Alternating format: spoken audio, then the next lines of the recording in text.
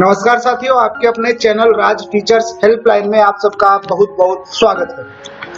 साथियों, income tax के संबंध में कुछ शब्द सुनने को मिलते हैं जैसे financial year, assessment year, tax exemptions, tax deductions और टैक्स रिबेट्स आदि शब्द। तो आज की इस वीडियो में हम बात करेंगे टैक्स एग्जेम्पशन, टैक्स डिडक्शन और टैक्स रिबेट के बारे में। इस वीडियो में हम जानने का प्रयास करेंगे कि टैक्स के संबंध में इन तीनों का क्या रोल है, ये तीनों कितने महत्वपूर्ण हैं। तो चलिए शुरू करते हैं आज का वीडियो। चैनल से जुड़े रहने के लिए चैनल को सब्सक्राइब करें और पास वाले बेल आइकन को दबाएं।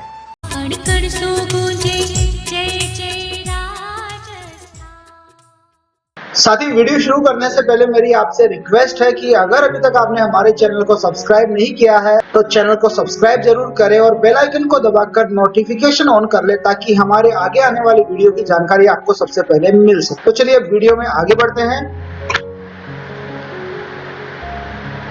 साथियों, हालांकि टैक्स एग्जेम्पशंस, टैक्स डिडक्शंस और टैक्स रिबेट ये तीनों शब्द सामान्यतः एक दूसरे के पर्यायवाची लगते हैं, समानार्थी लगते हैं, परंतु ये तीनों एक दूसरे से अलग अलग होते हैं। तो आइए बात कर लेते हैं वन बाय वन करके इन तीनों पॉइंट्स की। तो सबसे पहले हमारे पास है टैक्स एग्जेम्पशन। टैक्स एग्जेम्पशन को हिंदी में कर छूट के नाम से जाना जाता है, इसे टैक्स छूट भी आप कह सकते हैं। तो टैक्स एग्जेम्पशन की बात करते हैं। आय के कुछ ऐसे स्रोत होते हैं जिन पर टैक्स में छूट मिलती है, या दूसरे शब्दों में हम कहें तो ऐसे स्रोतों से होने वाली आय पर टैक्स देने की हमें जरूरत नहीं होती है। ये स्रोत फिक्स किए हुए हैं आयकर विभाग के द्वारा, जिनके हम बात करेंगे आगे इस वीडियो में। टैक्स कैलकुलेशन करते समय एग्जेम्पशन वाली ऐसी आय को आपकी ग्रॉस टोटल सैलरी या ग्रॉस टोटल इनकम के अन्य स्रोतों में से सबसे पहले घटाया जाता है। एग्जेम्पशन योग्य सभी इनकम और इन्वेस्टमेंट के बारे में कर्मचारी द्वारा अपने डीडीओ या फिर कंपनी को यह बताना होता है कि उन्होंने कहां-कहां इन्वेस्ट किया है और कहां-कहां से इस प्रकार की आय हुई है जिसका वो एग्जेम्पशन लेना चाहते हैं। इसके बाद कंपनी या डीडीओ बाकी बची हुई सैलरी पर स्लैब के आधार पर टैक्स काटते हैं। वर्तमान में जो टैक्स स्लैब चल रही है उनकी जानकारी के लिए आप हमारा ये वाला वीडियो देख सकते हैं। वीडियो का लिंक डिस्क्रिप्शन में दिया हुआ है। उदाहरण के तौर पे हम देख लेते हैं कि कुछ शर्तों के आधार पर एचआरए टैक्स के दायरे में नहीं आता, यानी एचआरए का एग्जेम्पशन मिलता है। इस तरह हाउस रेंट अलाउंस लेने पर आप टैक्स एग्जेम्पशन ले सकते हैं कुछ शर्तों के साथ। इसके अलावा सेक्शन 10(1) के तहत आप कृषि आय पर भी टैक्स में छूट ले सकते हैं। जिस भी कमाई या चीज पर हमें कोई टैक्स नहीं देना होता है उसे टैक्स में एग्जेम्प्टेड बोला जाता है।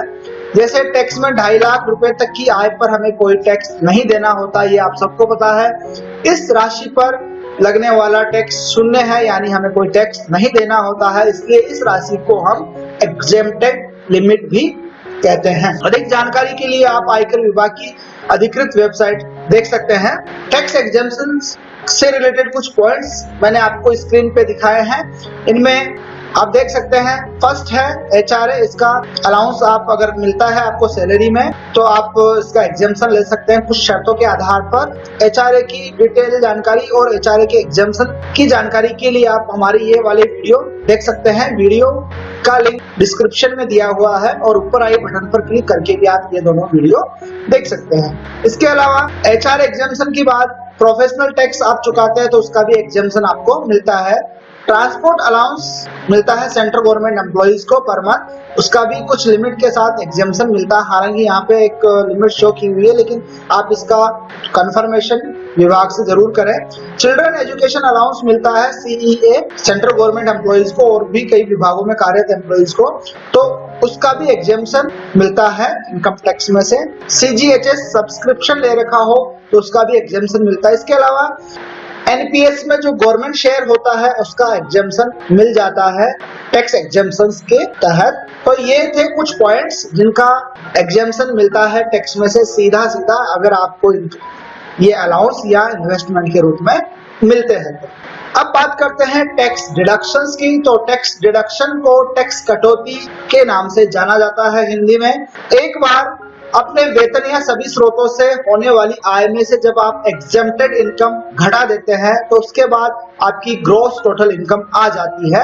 अब इसे डिडक्शंस की मदद से और भी घटाया जाता है, यानी ग्रॉस टोटल इनकम आने के बाद में फिर उसमें से आप डिडक्शंस को माइनस करते हैं।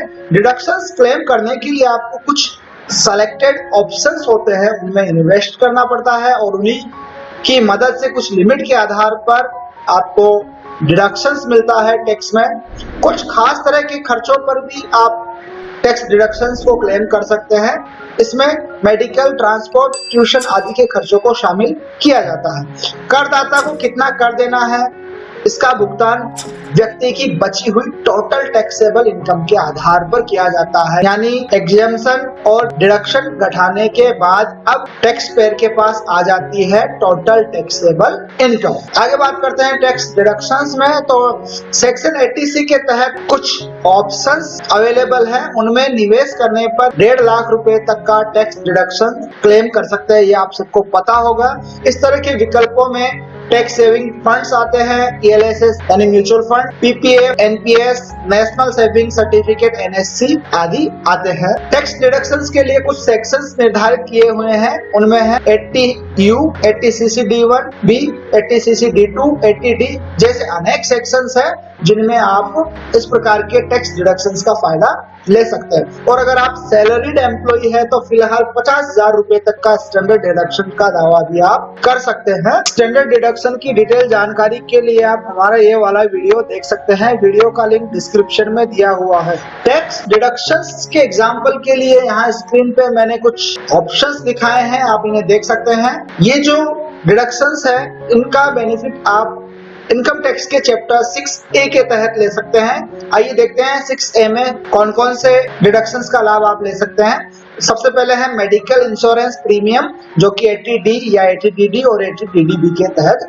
आते हैं। हायर एजुकेशन लोन अगर आप लेते हैं और उसका इंटरेस्ट पे कर रहे होते हैं बच्चों के लिए, तो उसका भी आप यहाँ पर 80E के तहत डिडक्शन ले सकते हैं।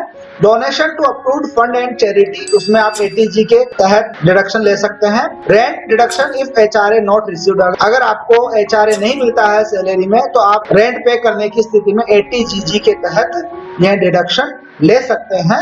ये डिडक्शन सैलरी में HRA नहीं मिलने वालों के लिए लागू होता है। इसके अलावा डिडक्शन फॉर परमानेंट डिसेबिलिटी, ये 80U के तहत आप डिडक्शन का फायदा ले सकते हैं। फिजिकली हैंडीकैप है तो इसमें भी आपको डिडक्शन मिलता है। HBA इंटरेस्ट अगर आप पे कर रहे हैं तो भी आपको इसमें मिलता है। इसके अलावा और भी कोई डिडक्शन हो तो आप 6A के तहत उसका लाभ ले सकते हैं, जो चैप्टर 6A में डिफाइन किए हुए हैं। इसके अलावा कुछ डिडक्शंस और है जिनका आप सेक्शन 80C के तहत फायदा लेते हैं, जिसमें GPF, LIC premium, ULIP, NSC plus interest old NSC, HBA, PPF जो कि अभी हमने चर्चा की थी, FD वगैरह का भी आप 80C के अंतर्गत डिडक्शन लेते हैं। ट्यूशन फी अगर आप पे करते हैं। इसके अलावा और भी बहुत सारे डिडक्शंस हैं जिनका आप फायदा ले सकते हैं इनकम टैक्स में सेक्शन 80C के तहत। इसके अलावा हम बात करते हैं टैक्स डिडक्शंस के लिए निर्धारित किए गए विभिन्न सेक्शंस की। तो यहाँ आप देख सकते हैं कि यहाँ बहुत सारे सेक्शन यहाँ आपके सामने दिखाई पड़ रहे हैं। 80C, 80CC, 80CC D1, 80CC D1B, 80CC D2, इन सारे सेक्शंस की मदद से आप टैक्स डिडक्शंस ले सकते हैं। इन सेक्शंस के बारे में डिटेल जानकारी के लिए आप इनकम टैक्स की ऑफिशियल वेबसाइट विजिट करें, वहां से आपको इनके बारे में डिटेल जानकारी मिल जाएगी। अब बात करते हैं टैक्स रिबेट की। तो टैक्स रिबेट्स को भी हिंदी में टैक्स छूट के नाम से ही जाना जाता है। टैक्स एग्जेम्पशन और टैक्स रिबेट एक दूसरे के समानार्थी होते हैं, पर इसमें एक अच्छा खासा अंतर होता है। टैक्स रिबेट और टैक्स एग्जेम्पशन में डिफरेंस की डिटेल जानकारी प्राप्त करेंगे हम हमारे अगले वीडियो में। तो फिलहाल हम बात कर लेते हैं टैक्स रिबेट की। तो एग्जेम्पशन और डिडक्शंस को घटाने के बाद बचने वाली रकम आपकी टोटल टैक्सेबल इनकम कहलाती है और इस पर आपको टैक्स देना पड़ता है। टैक्स कैलकुलेट होने के बाद टैक्स रिबेट्स की मदद से आपको टैक्स में राहत मिलती है। यह वह राशि होती है जिस पर करदाता को कोई टैक्स नहीं देना होता। उदाहरण के तौर पर वर्तमान में सेक्शन 87A के तहत मिलने वाली रिबेट है। वर्तमान में आप सेक्शन 87A के तहत 12,500 रुपए तक के रिबेट का दावा कर सकते हैं। सेक्शन 87A के तहत रिबेट की डिटेल जानकारी के लिए आप हमारा ये वाला वीडियो देख सकते हैं। इसमें हमने सेक्शन 87A के तहत मिलने वाली रिबेट को डिटेल में समझाया है। अब टैक्स की गणना करने के बाद रिबेट आपको इनकम टैक्स की राशि के भुगतान में राहत देता है। मान लीजिए आपका टैक्स बन रहा है 15,000 रुपए, उसमें अगर आपको सेक्शन 87 के तहत छूट मिलती है तो 12,500 रुपए 15,000 में से कम हो जाएंगे। टैक्स रिबेट को आप इनकम टैक्स कैलकुलेशन में देख सकते हैं। यहाँ जब आप टोटल टैक्स कैलकुलेट कर चुके होते हैं और उसके बाद आपको इसकी छूट मिलती है। फिलहाल ये अधिकतम 12,500 रुपए है अगर आपकी टोटल टैक्सेबल इनकम 5 लाख तक है तो आज की इस वीडियो में बस इतना ही। उम्मीद है इस वीडियो की मदद से आप टैक्स एग्जेम्पशन, टैक्स डिडक्शन और टैक्स रिबेट को समझ गए होंगे। फिर भी अगर आपके मन में कोई प्रश्न है या कोई सुझाव है तो आप वीडियो के कमेंट बॉक्स में जरूर लिखें। आप डिटेल जानकारी के लिए इनकम टैक्स की वेबसाइट को भी विजिट कर सकते हैं। अगर आपको वीडियो में दी गई जानकारी अच्छी लगी हो तो वीडियो को लाइक जरूर करें। चैनल को अभी तक सब्सक्राइब नहीं किया है तो चैनल को सब्सक्राइब करें और बेल आइकन दबाकर नोटिफिकेशन ऑन कर लें ताकि हमारे आगे आने वाले वीडियो की जानकारी आपको सबसे पहले मिल सके। धन्यवाद साथियों। जय हिंद, जय भारत।